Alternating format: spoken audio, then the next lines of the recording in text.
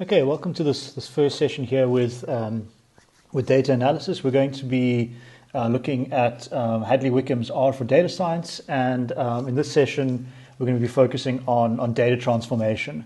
So the goal here is to get you up to speed with some of the basic tools for data wrangling and transformation, and for this we'll be using the tidyverse set of packages, and I'm basing my sessions around this book here. You can find the link there in the notebook there to the textbook.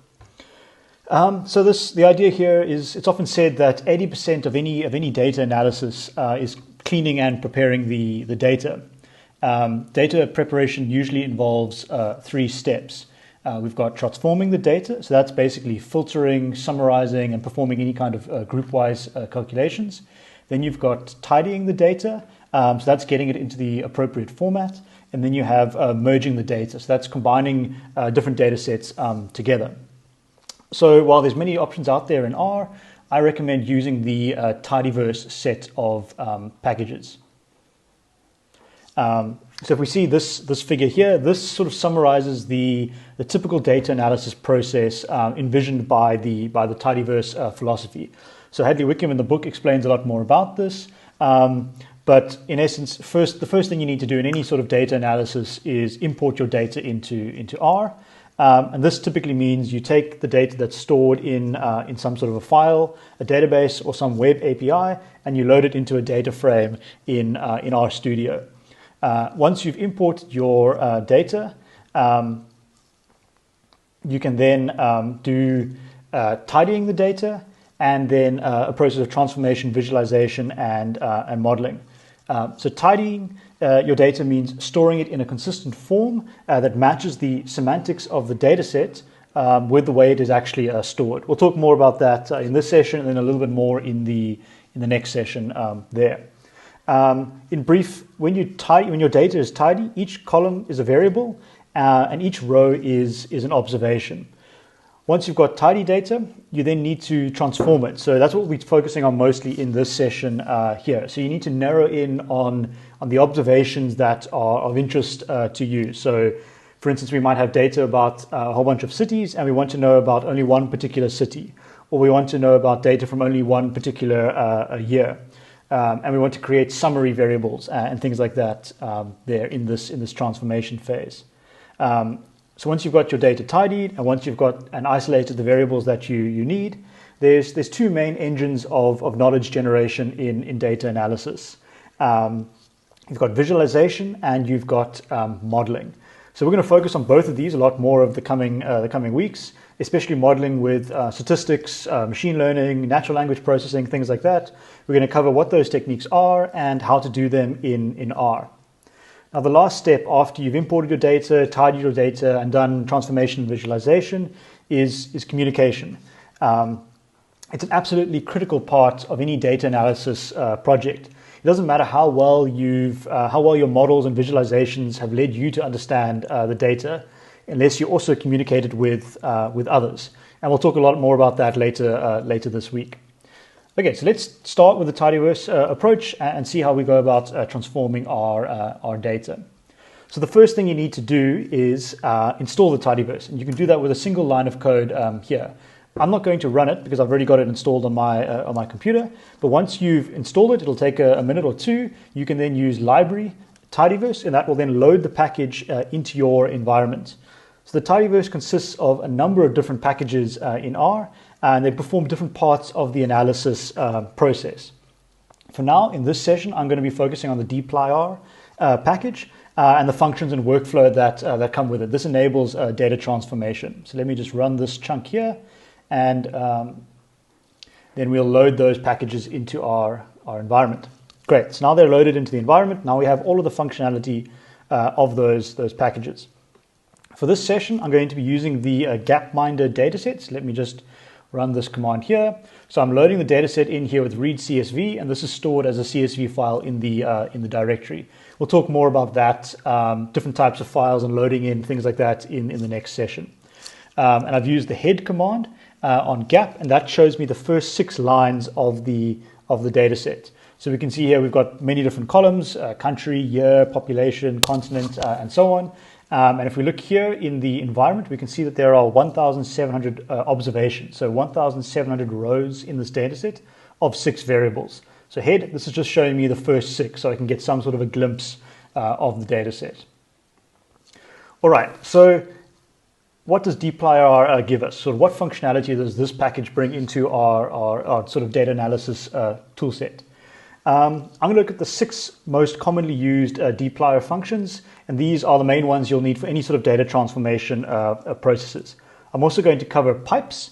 Pipes are a technique from a different package, but they come with the tidyverse that we can use to combine these different functions together.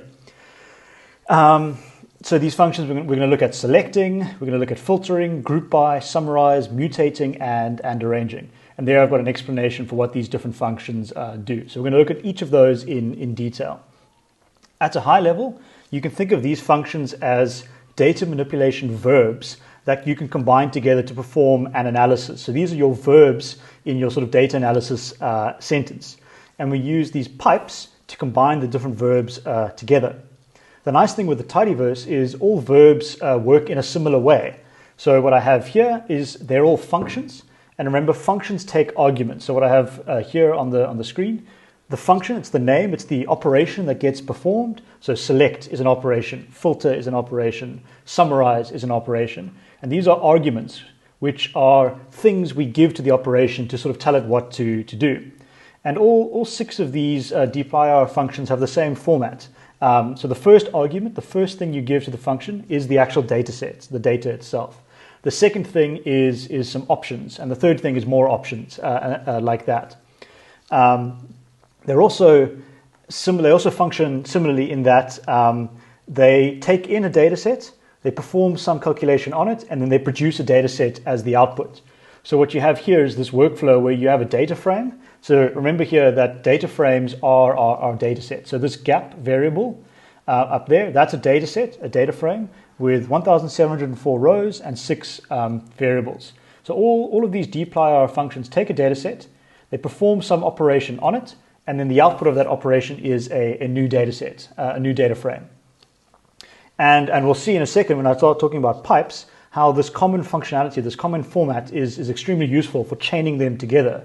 Because you can see here, it's already starting to look like that, where you can say, take data frame 1, perform a function on it, export another data frame, and you can see that that can then become the input for another function. So you can link these operations together.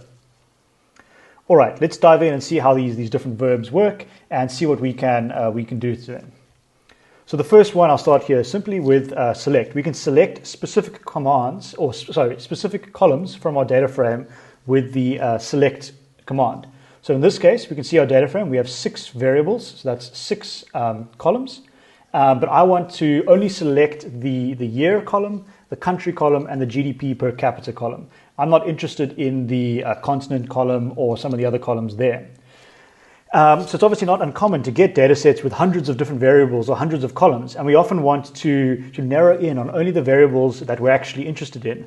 So you can imagine here we've just received this Gapminder data set, and it's got these 6 variables, but we only care about 3 of them. So we can use the select function. So what I'm doing here is I'm saying select, and remember with the dplyr functions, the first variable is the data, so that's gap. Remember, that's our name up there. And then I say select the year column, the country column, and the GDP per capita column. So that's what I'm doing there. Remember, this error here is we're assigning the functionality, the operation on the right-hand side to the object, to the label, to the name on the left-hand side here.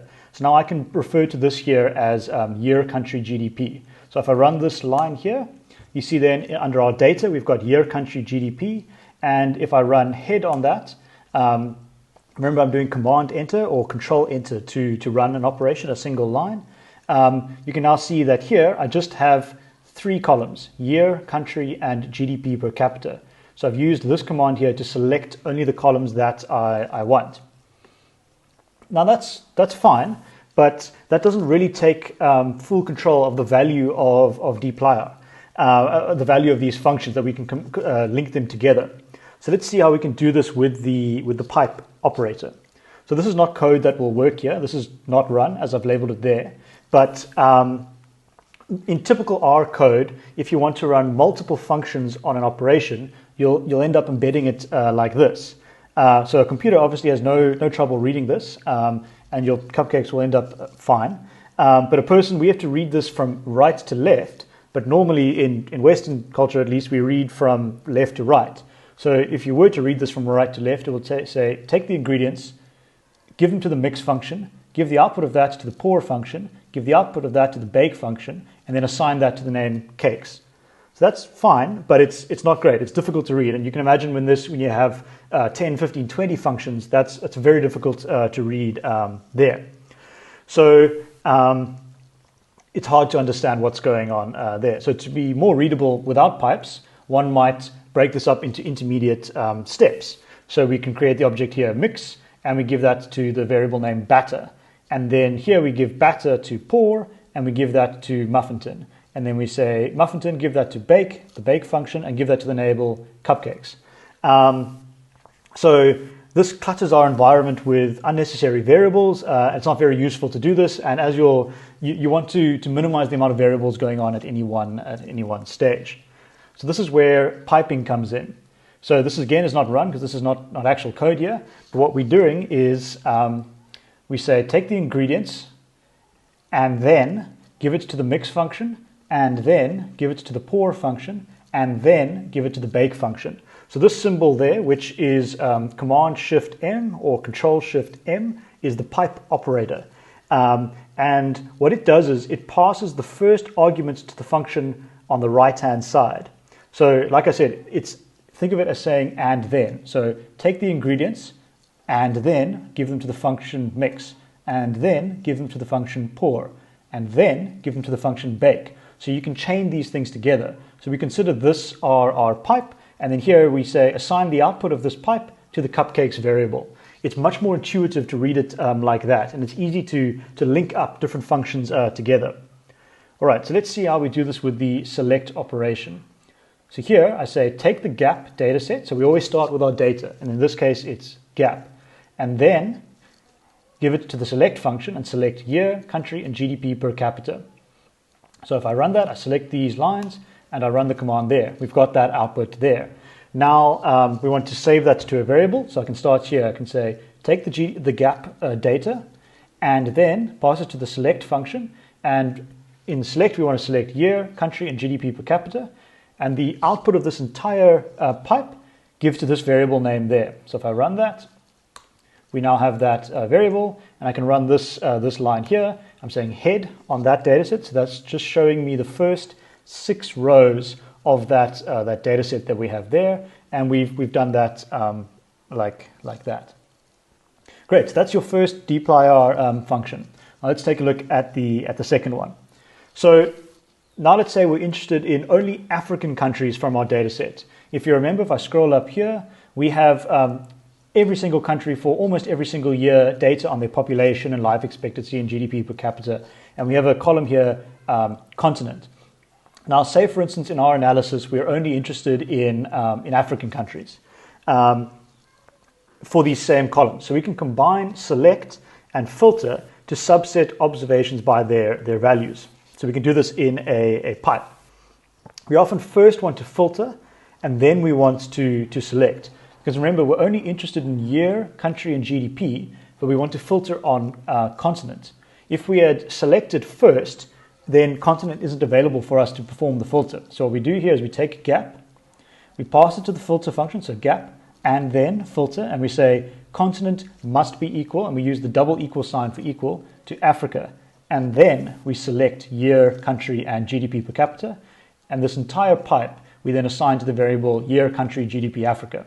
So if I run this chunk here, and then if I look at the head, we can see that what we've done is we've selected only African countries for these three columns. So we start off with the data, then we filter, and then we select. So we're starting to build up a chain here of operations. Both the select function and the filter function subset our data frame. They give us a subset of the frame. The difference is select extracts vertically, so it extracts certain columns, whereas filter extracts horizontally. It extracts certain rows. So that's the main difference there. So we don't only have to do equals, we've got some different comparison operators. We've got equals, which we saw there, the double equal sign. We've got exclamation mark equals for not equal. And then we have the standard greater than equal to, less than equal to, and so on. And we can use these both with numbers as well as with text, as we saw here. So you can string together many different combinations of comparisons there. One important feature to be aware of when you're doing comparisons is missing values often make it tricky to work with your data. We'll speak a lot more about them later in this week, but in R, they're represented as NA, represents an unknown value in your data set. And in the textbook, Hadley considers them sort of contagious. So almost any operation that involves an unknown value will also then be unknown. For instance, as I have here, NA greater than 5. Well, the answer to that is NA, we don't know. Is 10 equal to NA? We don't know. So if I run all of these, the answer to these queries is always NA. So it's important that you remove those from your data set, and we'll talk more about that in a second. But what we can do here is.na. That'll either return true, yes it is, or false, no it isn't. In a coming session, we'll deal with removing things like that, but it's important to be aware of when you're running these equal to or selecting and things like that. Great, let's look at our third dplyr function here. So a common task that you often want to do in data analysis after selecting the columns that you're interested in and after filtering out your data set is running data analysis calculations or running calculations on different groups within the data. So for instance here, what happens if we want to calculate the mean GDP per capita for each continent? So in our original data set, we've got all, whatever it is, 5 continents, and we want to run essentially a mean for every continent. So in the base version of R, this is what that would look like, where we'll say take gap, take the continent variable where it's equal to that, and run mean on it. So this works, but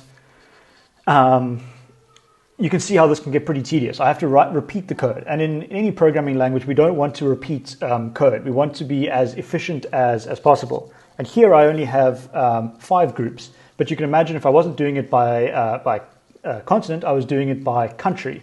There would be 295 or 195 different groups. No one wants to copy and paste a line 195 times and change one variable. You're going to make mistakes, and that's not what we want to do with coding. So we want to have a more efficient way of doing that. So if I run this, you'll see that it works. There's nothing wrong with it. We quite quickly get the mean GDP per capita for each continent, but it's not a very efficient way of doing it. So at an abstract level, what we're trying to do here is this idea of split, apply, combine. So we're taking our data set, splitting it into subgroups, calculating a summary value, in this case mean, and then oftentimes we want to combine that together to a new data frame that is, in this case, each continent and its mean value there. So this is a common thing that you often want to do in programming, and luckily for us, dplyr gives us the group by function to perform this operation. So group by allows us to take our data set, so in this case gapminder, and pipe it to group by. And if we say A, so remember it has to correspond to a single column, it's then going to group it by the A variable. So in this case there's 1, 2, and 3 as the 3 groups within A, so we're going to get 3 sub data sets. And we can then perform operations on these. So it's mostly useful for performing summary operations. So summarize is the next function here in dplyr. And if we look at the code that we have going on here, this is when group by gets really interesting, because we can say take the gap data set and then group by the continent column and then pass it to the summarize function. And within summarize, we can do a lot of different summary operations. We can do lots of different stats calculations. So I can say do the mean function. Now we need to give that a name for the column. So it's going to be, in this case, mean GDP per cap, and we just use a single equals there. So if I run this, you'll see then we have a new column, mean GDP per cap, and this is a new data frame that I've called GDP by continents, and that's up there in my data set there. It's only 5 variables because there's only 5 continents, 5 observations, and there's two columns, GDP per cap and continent. So this is a very powerful way of performing calculations across your data set.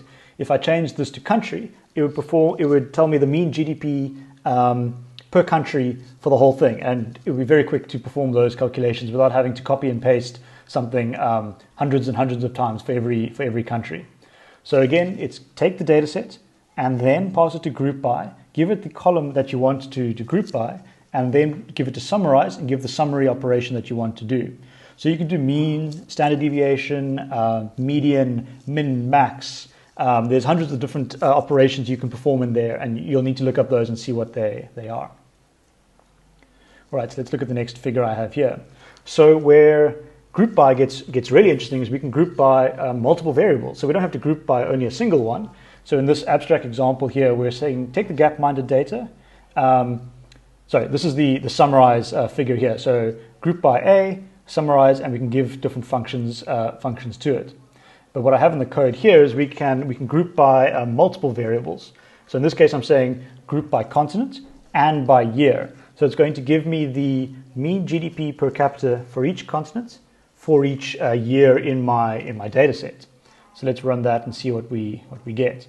So in this case, I didn't run head, so it's giving me the entire data set. So we can see here, Africa, for the year 1952, it was $1,252. Now, if we go through our data set, here we get to the Americas or Asia, we can see there in that year there. So this is again very powerful. We're saying group by this variable and by this variable, and then based on that grouping, perform this calculation. So this is combining group by and summarize with dplyr. All right, so let's run this again here. So here I'll show you some of the other operations you can do. So what I've done is I'm grouping it by the two variables, then I'm summarizing, and then I'm doing mean. And I'm taking the mean function, and I'm giving it the column I want. So in this case, GDP per cap. Then I'm giving the SD, so that's standard deviation, and then I'm giving the mean population, and then I'm giving SD population again. And so I'm creating 4 variables on the fly here. And if we look there, we get Africa, we get the year 1952, we get the mean GDP per capita, standard deviation per capita, the mean population, and then the standard deviation of the population, all across the 1,700 rows of our data set in about 4 lines of code. So just to repeat myself again, you take the data set, you pass it to the group by function, you give the 2 columns that you want to group it by, so in this case continent and year, and then you pass it to the summarize function. And within summarize, you can perform different summary statistics on your data. So you've got a mean function, a standard deviation function. And for those functions, you give the column that you want it to work on, and you give it a new name that it has here in this data set. And this entire pipe, we're then giving to this variable name here, so GDP pop by continent by year. And then here, I'm just printing it out so we can see what it looks like. All right, let's look at a new dplyr function. So what if I wanted to add these values to our original data frame instead of creating a new object? So with with summarize here, we're creating a new object. So remember, I'm taking the gap data set, but this is no longer then part of the gap data set. This is now this new data frame here that I've given that name there. But what happens if I wanted to calculate these variables and store them in the original data frame? So I just wanted a single data frame with all of these variables. So for that, we can use the mutate function. So if you look at what I'm doing here, I'm saying take the gap data set and then group by continent and year, and then pass to the mutate function. So mutate allows us to create new variables, new columns, based on calculations in other columns. So I'm doing the same thing that I did before. I'm saying take the mean of this column and give it this name. I'm saying take the standard deviation of this column and give it this name. Take the mean of this column, standard deviation of this column, and give it these names. But mutate then creates new columns in our original data set, in this case gap.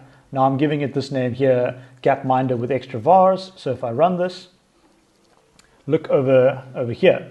So the original gap data set is 1,700 rows. This one that I created up here with summarize, GDP pop by continents by year, that here only has 60 rows, whereas this one is 1,704 rows. So if I open that up, we can then see that these variables, these columns have been added extra here into our data set. These are the original 6 columns, and now we have these columns here afterwards. So every single row gets these additional values there. So that's the power of mutate, is we can add new columns to our data set based on calculations of our other original columns. So here's another example of that. So I'm performing a calculation, so I'm creating a new variable. So in this case, I'm going to create a new variable, and then I'm going to pipe it to our summary. So I'm taking the gap data set, and then I'm giving it to mutate. Here, what I'm doing is I'm calculating the population per billion. So I'm taking the population column, so pop, I'm dividing it by 10 to the power of 9, and I'm multiplying that by GDP per capita. So that's giving me my GDP per capita per billion people. So we've got that there as a new column. Then I'm grouping again by continent and year, and now I'm passing into the same summary function that we had already, but this time I'm using this new variable, this new column, to perform the mean and standard deviation operations. So if we run this, we'll then see that again we don't have 1,700 observations. We now have, again, 60 observations, but we've got this new column here at the end, standard deviation GDP per billion and mean GDP per billion. So this is a common workflow to take your original data set, calculate new columns that you need to using a mutate function, and then pass it to a group by function where you perform the necessary grouping, and then pass it to a summarize function where you then perform various summary operations, median, mode, standard deviation, mean, things like that. And these then make up your sort of transformations and your descriptive statistics and things like that with your data set. Now, if we go to the last dplyr function, we've got arrange. So as a last step, we often want to sort the rows in our data frame according to values in a certain column. So we can use the arrange function for that. Let me just move this up a bit so you can see that. So for instance, let's organize our rows by year. So we've got the same function here, gap, and then group by, and then mutate, and then we pass it as the last step here out of the pipe to arrange, where I say I want it arranged descending by year, and then the second level of arrangement is by continent. So if we run that here, and then we view that, we see then that we've got years descending. So the newest year we have in our data set is 2007. So it's going to go by continent, 2007, and then it's going to go to 2006, Africa, right through the various continents, and so on. So we've now arranged our data set like that. So these 5 or 6 functions are the bread and butter of any sort of data wrangling, data transformation, working with data before you go on to any visualization, any statistics, any modeling, anything like that. You use these dplyr functions here, to perform your basic transformation, data cleaning, wrangling, and things like that, creating new columns, summary variables, grouping, selecting, and things like that. You'll probably, in my experience, use these functions more than any other functions because lots of data analysis is data cleaning and things like that. Cool. If you want to know more about this, I've linked here chapter 5 from R for Data Science. In there, Hadley spends a lot more time going through a lot more different examples and things like that with these different functions in dplyr. Great. Thanks.